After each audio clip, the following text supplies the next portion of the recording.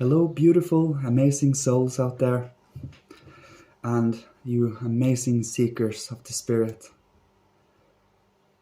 I would like to talk about you, or how we, you, me, all, are the scale. That means we are the scale, or this balance.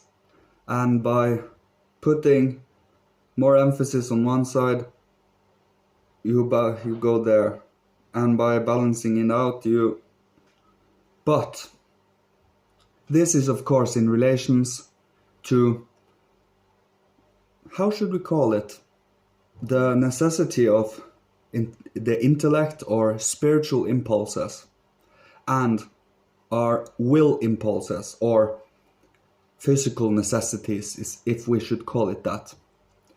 These two sides to us are only 2/3 of the truth, because we are three. We are the scale that balances. I love what Rudolf Steiner said about this.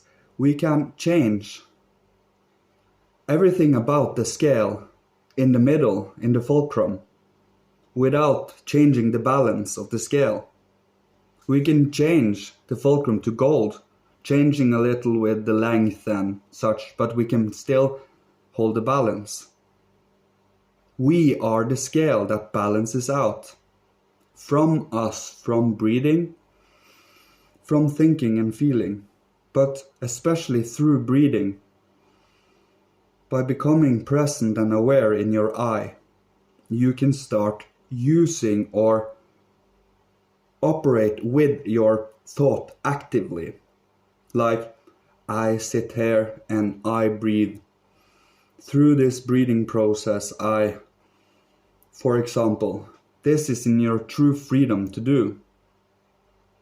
And by strengthening and cultivating this, you can sit in the present constantly without imbalance in the scale. And you can go over and study one or the other scale without disturbing it. You can move the scale around, but in the end the scale is you, the threefold, the scale and the fulcrum of the scale. And the center is where we think from, where we feel from, where we will from. And by cutting that out, you lose yourself. By putting back the third part again, you have your spirit you can use as movement. Soul is standing still and you feel things through your soul, but with your spirit you work upon your soul. We have lost spirit when the 8th Ecumenical Council of Constantinople in 869 abolished spirit from soul, body and spirit. Hence dualism were left. That means we lose some of our freedom. This is a reflection in how we live, and you see it in all political systems. But we are in the middle. We are the fulcrum balance. We are anchors to what is true moral and ethically inclined actions. The more we work upon ourselves spiritually, the more it becomes concrete ideas, the more they become physical living, and the more you prove in example and in deed that you have changed through spirituality. It is undisputable. Of course, just like materialism is undisputable, because if we cut out all thoughts, feelings and will, and only see the physical, we can't necessarily see spirit in it. It is only matter.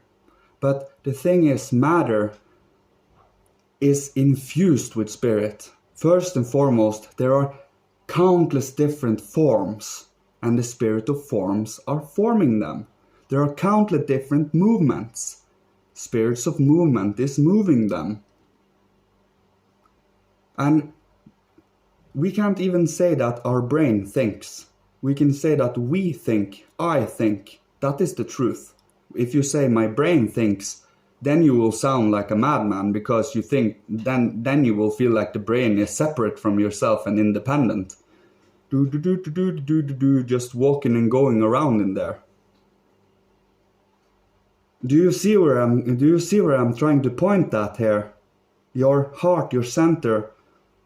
By sitting in that center constantly, you sit here and absorb and change your soul and spirit by consciously and actively be part of it.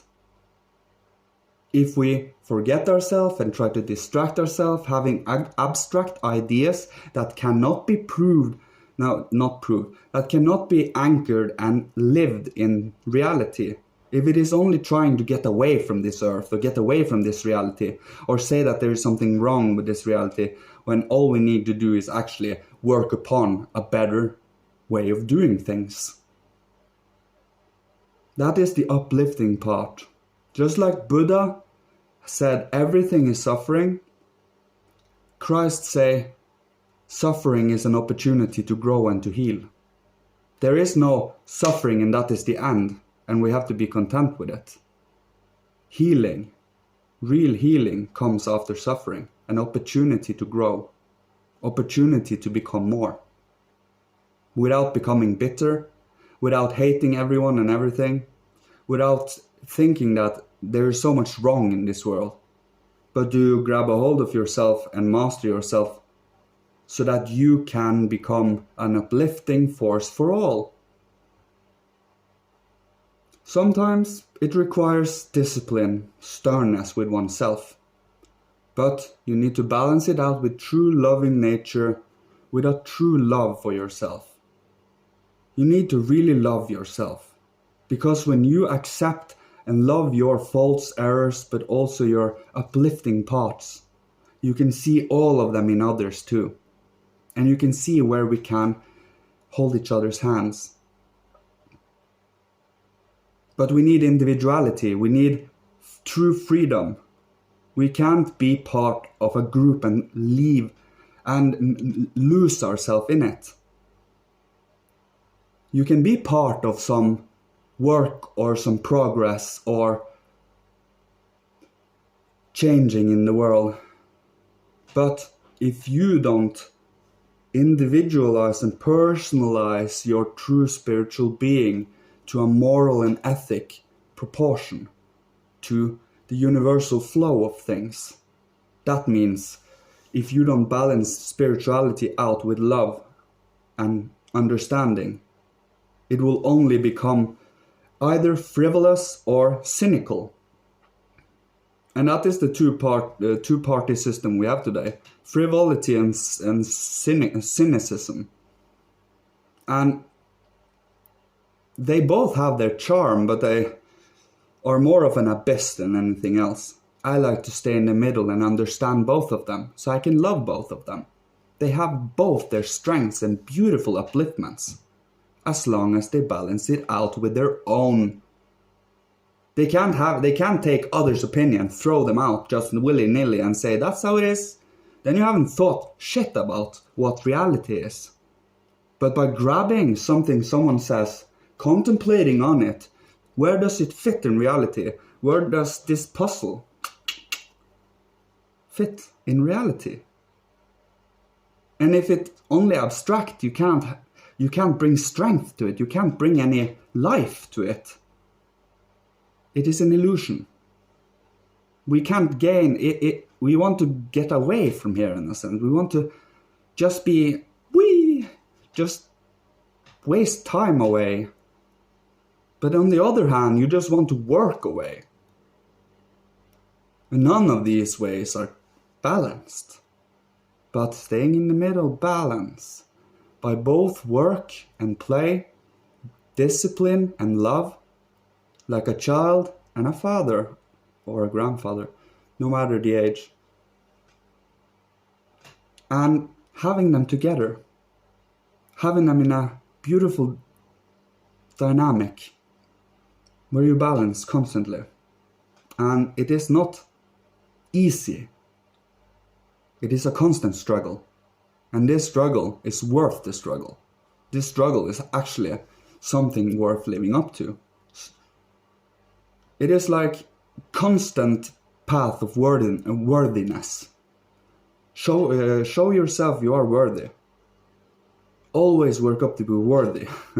Worthy is, people can say it is a subjective word, but in the end we all know in our hearts, in our soul, what true moral and ethics are, what true love is, what true genuine wisdom is. Not this kind of abstract or concrete thinking that is calculating and cold and extracted of all spirit. Even that is a certain spirit. Things can't occur by itself. It always has an impulse inside. It always comes from an impulse from a spiritual being. Our thinking, we think with spiritual beings. Our feeling, we feel with spiritual beings. And with will, we will with spiritual beings. They work inside our nervous system, our circulatory system, in our metabolic system, limbic system, and in our brain.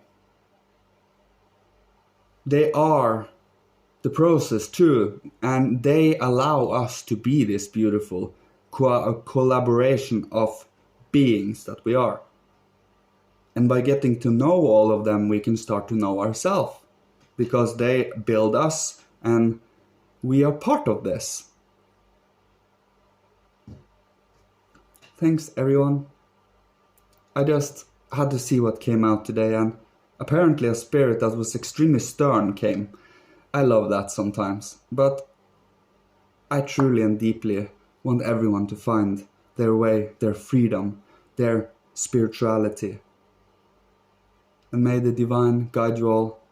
May you find your true concepts in your true spirit and anchor it in reality, because everyone points out to the beautiful divine. Love you all. Thanks for listening and watching me. Goodbye. Love you.